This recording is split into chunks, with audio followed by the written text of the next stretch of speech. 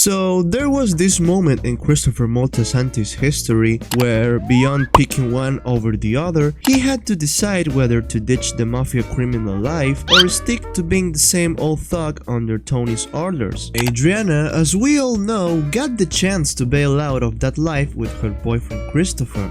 But the things didn't turn out as she hoped. Have you ever had to choose between two people you really love just for convenience? And like always, someone ends up really unfairly hurt. So, if you wanna find out how Christopher ditched his girlfriend for the mafia, stick around for the analysis of the most unfair episode of The Sopranos, Long-Term Parking.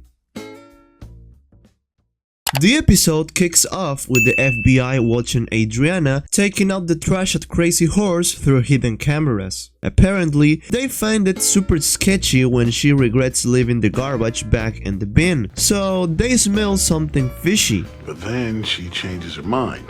As you might recall, during the last season, Adriana was casually cooperating with the cops, hanging out with undercover cops, or spilling tiny personal secrets like her infertility. Right after this scene, they show Adriana at the doctor getting a stomach test, since she's about to tie the knot with Christopher, and they doesn't want to have issues by then. She's planning a wedding, for Christ's sake. But that's not the recurring theme throughout the episode. They dive into equally or even more significant subplots like the beef between Phil and Tony Blundero over him often Phil's brother Billy. In this episode, Johnny Sack takes the leadership of the family to replace Carmine, the leader of New York, since in episode 3 of the 5th season, he apparently fails due to a stroke. Carmine Lupatazzi. He passed during the night. Whatever, this time, they have a sit down where they figure Tony B needs to be served out for what he did. But Blundero was holed up in Uncle Pat's old house, something even Tony didn't know. And finally, we find out later. Plots such as Tony's favoritism towards his cousin Blundero are also taken, causing Christopher's to earn less money thanks to the problem that Tony has to solve with his cousin. It's in this episode where Christopher's best performance comes out, where it is shown that this favoritism really affects him. Fuck this piece of shit, I'm done. You hear me? Put my life on the line, my fucking life. Baby, I hate seeing you like this. Fuck family, fuck loyalty. It costs them a dime, you're a fucking pariah.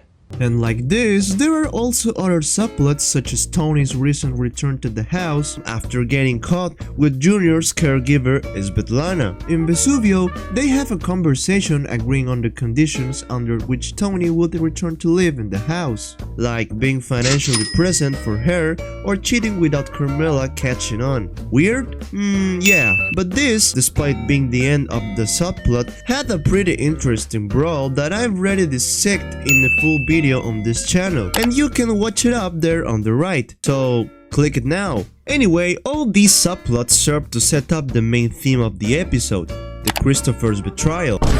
Thanks to a youth hiking team, they uncovered that Adriana was involved in a murder at Crazy Horse, as they found an unidentified body by the beach. Minutes later, the FBI discovers the guy named Gilbert Nieves had been at the bar days prior, dealing drugs with two Middle Eastern infiltrators, and over a debt, he got stopped until end up on the seashore. His name is Gilbert Nieves.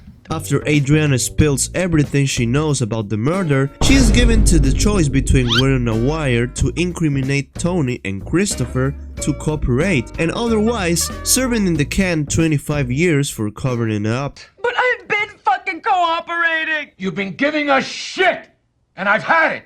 I want you wired up. I want Tony Soprano on tape. Your boyfriend, too. No, I'm not doing it! She doesn't know what to do, and despite all the police pressure, she decides not to wear it and thus not to betray Christopher and finally tell him the truth.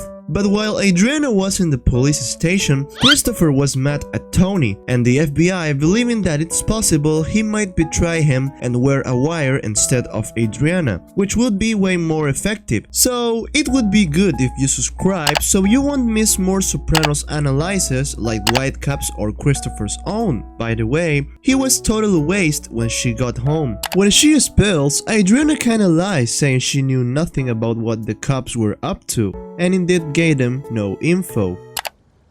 I didn't tell them nothing.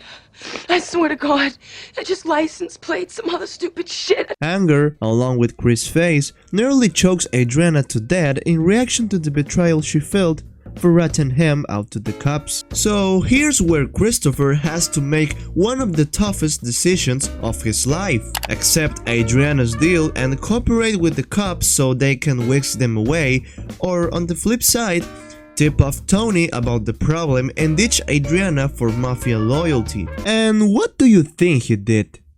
I gotta talk to you. What's wrong?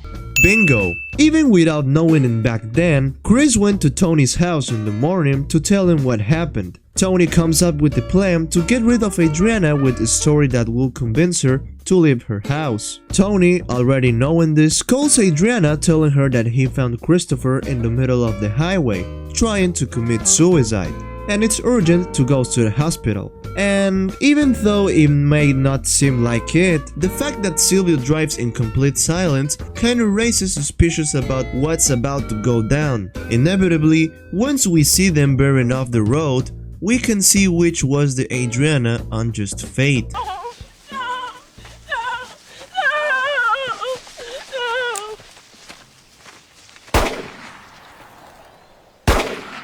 But in some way, this ain't the end yet. Christopher still has to come up with a solid lie to explain Adriana's disappearance. He packed her clothes, jewelry, and a car, finally leaving them in a public long-term parking.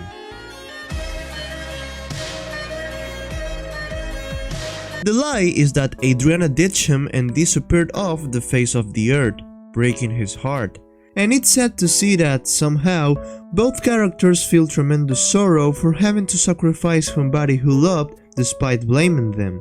As later shown when Tony ultimately decides to off his cousin Tony by tracking his phone location. He finally confesses to him why he has favoritism towards him, and that he regrets having failed him by not going to the robbery that landed him in jail 17 years ago. Everything so that finally a weight is lifted from his shoulders and he can kill him in peace, hinting that deep down, both Tony and Christopher are people who sacrifice whatever to save themselves. You just take care of yourself, alright? You too. So, if you wanna know in depth the relationship between Tony and Christopher, you can watch the following video where I talk about Christopher's entire life and his relationship with Tony. Click now to see it.